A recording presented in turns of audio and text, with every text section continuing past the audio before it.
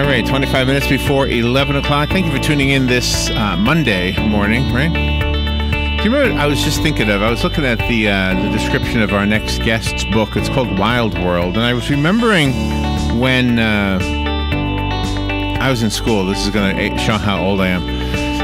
When the Kent State shootings took place. Do you remember that, right? I remember, sure. And I really didn't pay attention to the news or politics or anything. And then that was 1970. I had to look it up because I couldn't really remember when that was. But I would have been 15. I guess I would have been 15 years old that year. Mm-hmm. So I, kind of like oblivious to what was going on in the world. But I remember walking into the classroom and the teacher was crying.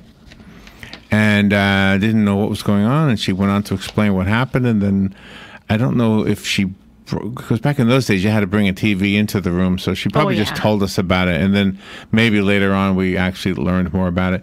But it was a different time back then. The world was, I don't know, growing pains. I don't know what you want to call it, but I mean, we were really trying to make it right for everybody. If you were black and the world was unfair to you, we wanted to make it fair. If you were young and the world was unfair to you, we wanted to make it fair, right? Yes. And so we went through all of that, and all of the songwriters who contributed their voices so that the rest of us would have words to use to perhaps have a rallying cry or something of that sort, to try to be on the same page and say, you know what, okay, it's time that we start being fair to one another, nice to one another.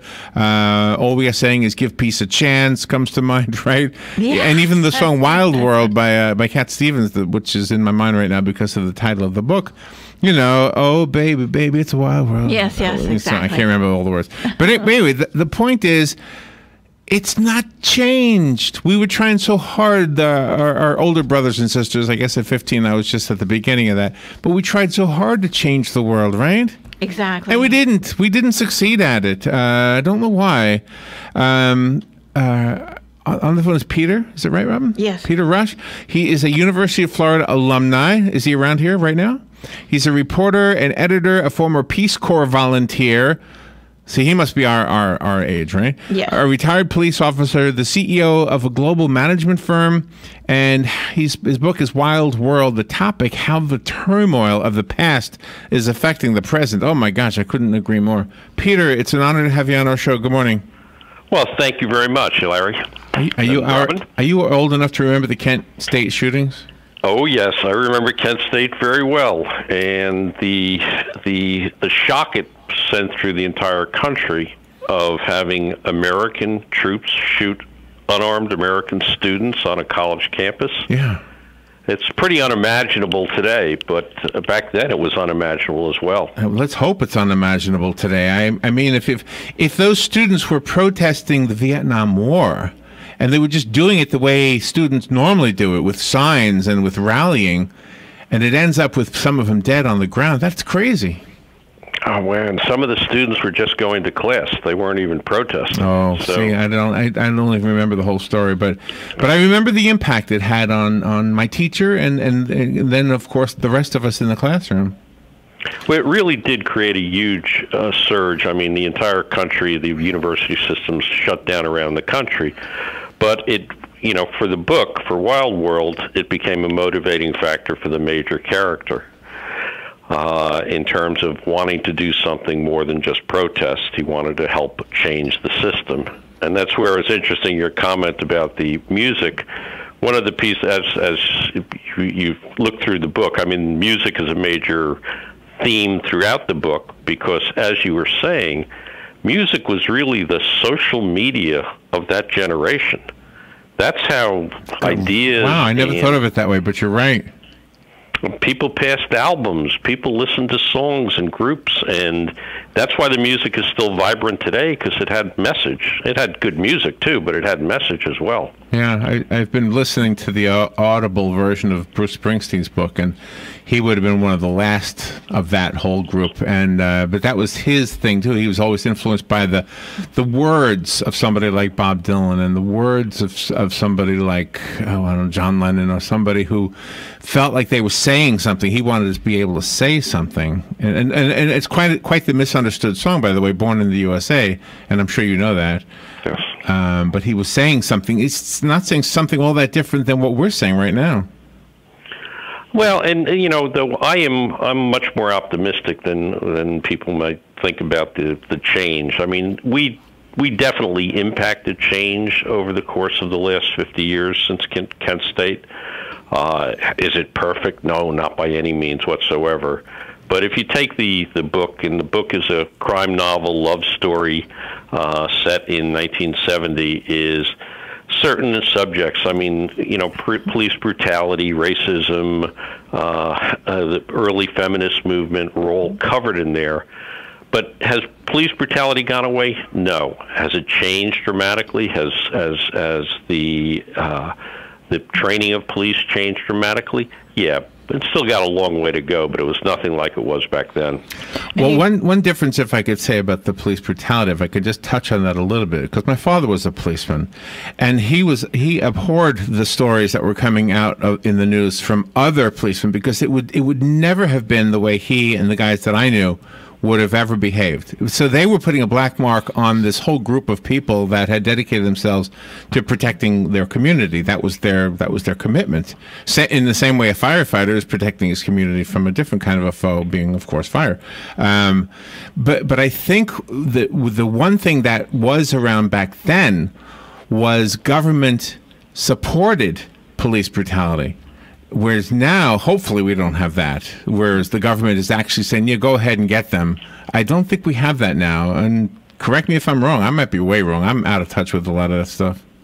No, I think, listen, government turned a blind eye to a lot of that, and obviously increased, availability of cameras and things like that, which makes it a whole lot harder to get away with than it once was. And I think your point is well taken. I mean, there were, for the majority of police officers, they were good, working to serve their community. But there were always those bad apples that would tarnish the entire reputation of a police force. Oh, yeah. Though some police force a little worse than others. What was the movie that starts off where they push somebody off the roof? What was that movie? Oh my gosh, I can't recall that. Not Pacino. Pacino's the actor, right? Serpico? I think Serpico. Yeah. Yeah. Okay. Yeah, I remember my father saying that actually does happen. In other words, he was saying from a policeman's point of view that does happen, and it's usually pushed under the rug. Nobody ever knows about it. Mm-hmm. So my father was absolutely aware of the bad things that were going on, and he hated him because it made the whole force look bad. Yeah, and as a cop, and this is sort of part of the story from Wild World, is that coming in and not going along with the system, especially if certain of the brass is involved, then your choices are either to just keep your head down and get out of the way and not worry about it and try to do your job, or to try to buck the system and risk the consequences. And it does seem like the people in the 70s and the late 60s were a little bit more organized than some of the movements today. I mean, gosh, you had the avoiding the draft issue and everything, and they had spokespeople out there that said exactly what it was they were doing and why. And now, here you've got those other kinds of movements that people will join a movement and they won't even know why they're doing it, and they don't articulate it very well. Yeah, I would agree. I mean, there were very specific points as to what we wanted to achieve. I mean, everything from ending the war in Vietnam to, women's rights, which, again, this starts right at the point of 1970 when there weren't any women in police force. There weren't women on the Supreme Court. There are a lot of things that changed pretty dramatically over that time. Do you think the music actually helped to end the Vietnam War?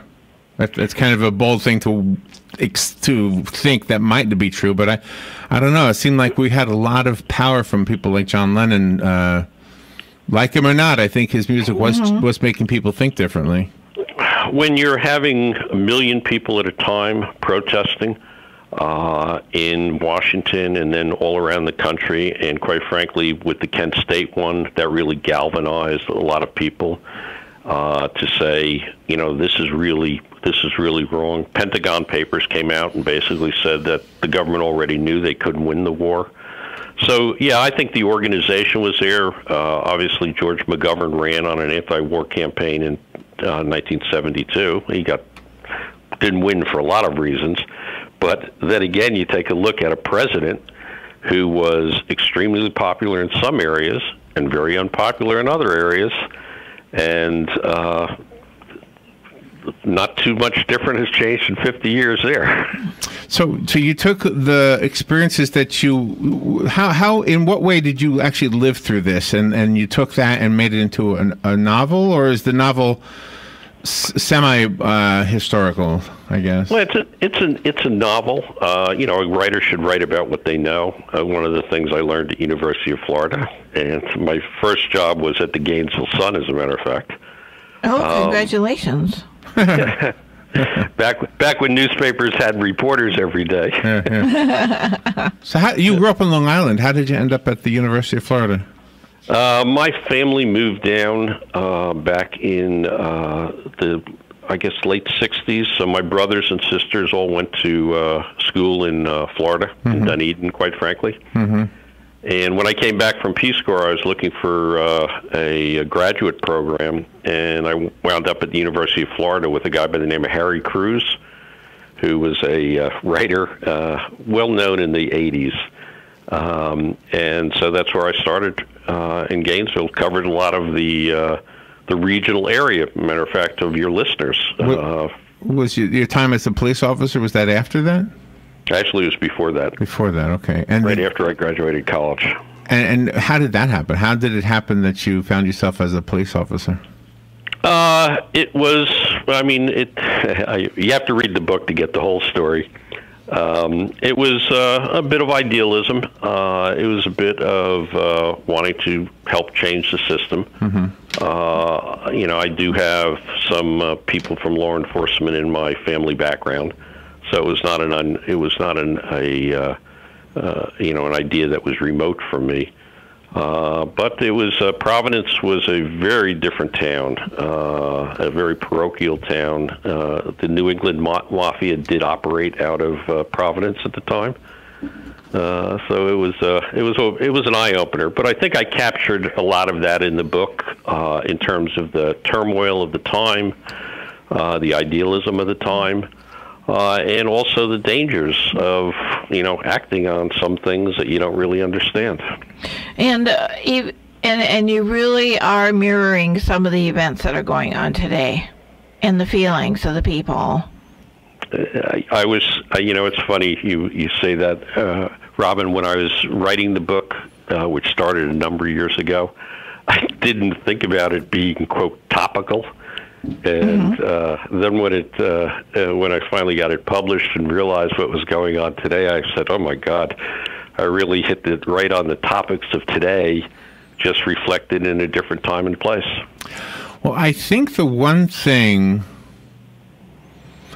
that youthful ambition doesn't seem to be good at is articulating what they're trying to say. If that makes any sense to you. When I'll give you an example. When we had the whole Occupy Wall Street thing going on, I thought, well, okay, there must be something that they can articulate so we can understand what they're doing and why they're doing it, and what changes do they actually want. And yet when we got them on the phone, the message was kind of muddied. I don't know, with feelings more than actual, here's what I would like to see done. However, when you read between the lines, you could sort of figure it out as a grown-up. I'll put myself in that position. That you can sort of say, okay, I think I know what you're trying to say, but you need to get somebody who can say it. And that's the thing. I don't know that they have a spokesman right now for things that we should be considering changing. Well, it's always easier to be against something than to try to articulate what you're for. Because what you're for then forces you to get into some specifics. I'm against corruption. Oh, yeah, okay. Sure. So who isn't? Yeah, right. Who isn't? Okay, but what would you rather do? How would you rather structure it? How do you make certain that people do, create an honest opportunity?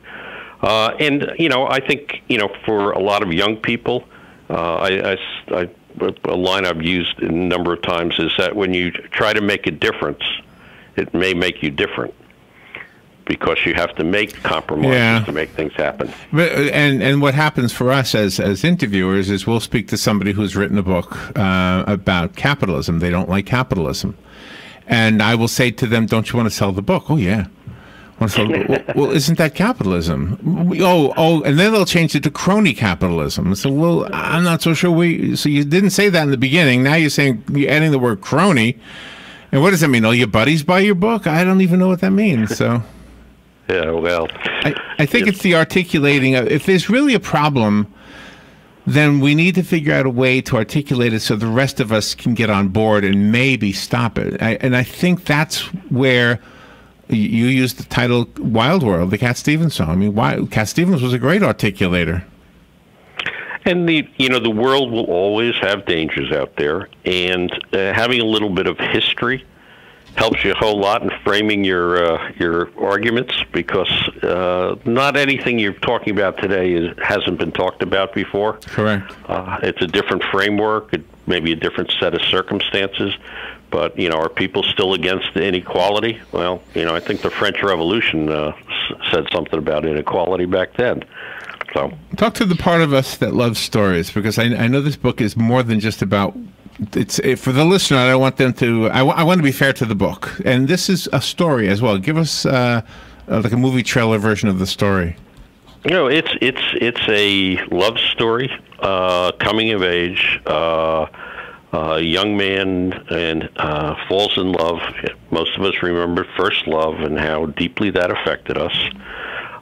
It's in a milieu where the challenges of doing something more than just protesting comes in. Encouraged by his girlfriend, he takes this leap into a foreign culture, which is what the police department was, and that puts a strain on their relationship as he learns what the outside world is. And as she is maturing, again, these are college-age kids, learning more, becoming more on the feminist side, till the point where they are drifting apart, and they have to find where their love comes back to intersect again. So it's a good love story. It's a good crime novel, those people who like crime novels.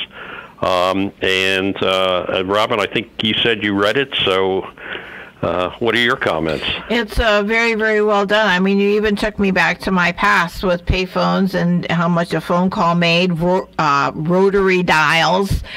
Pretty amazing. Yeah, I made a comment to my kids the other day. I said, do you know what the term "to drop a dime" means? Mm-hmm. You used that in there. They had no clue. They had no clue. And drop a dime was to... for those of the listeners who don't know what it meant, it was a way to give a tip to the police. A dime is what a phone call would cost back then. Yeah, right. And then you also touched on the way Steve is getting too close sometimes, that the police even raided where Roxy was. Yes. And was trying to look for things like marijuana, stuff like that, to arrest her, but she was okay. Yeah. So does this parallel your own story?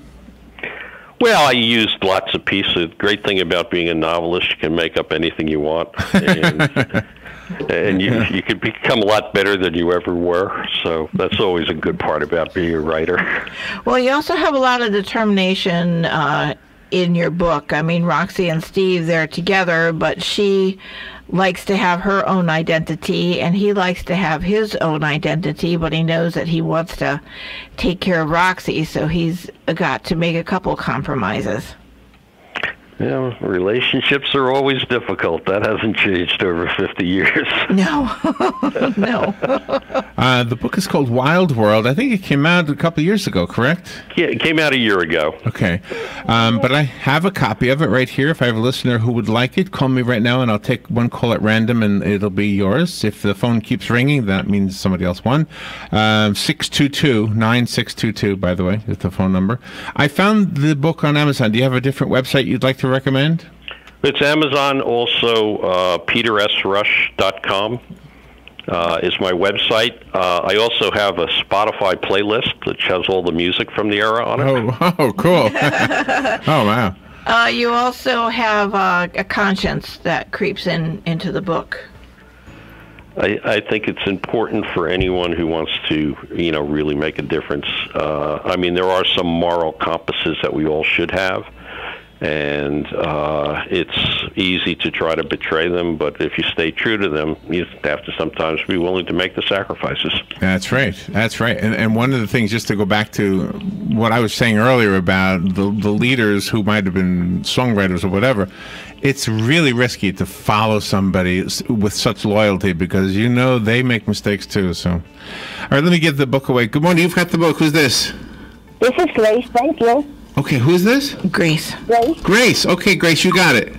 Thank you. You're welcome. Peter, thank you for being on the air with us. Where did you live on Long Island? I lived in a little town called Uniondale. Oh, I know Uniondale. That's where the Nassau Coliseum is.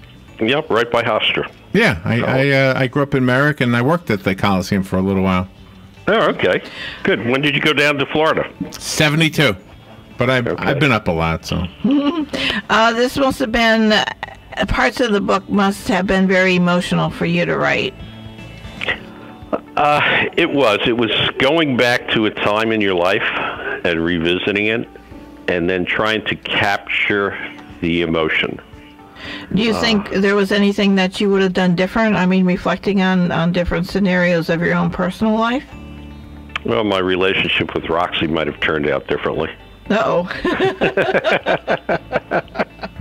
That's a good reason to revisit it for sure. I love this. Good book. Peter, thank you. I think we can relate to everything you've said today, and looking forward to reading the book myself. It's called Wild World. Peter S. Rush. Thank you, Peter. Larry, Robin, thank you so very much. You're welcome. We'll be right back. Thank you. Bye.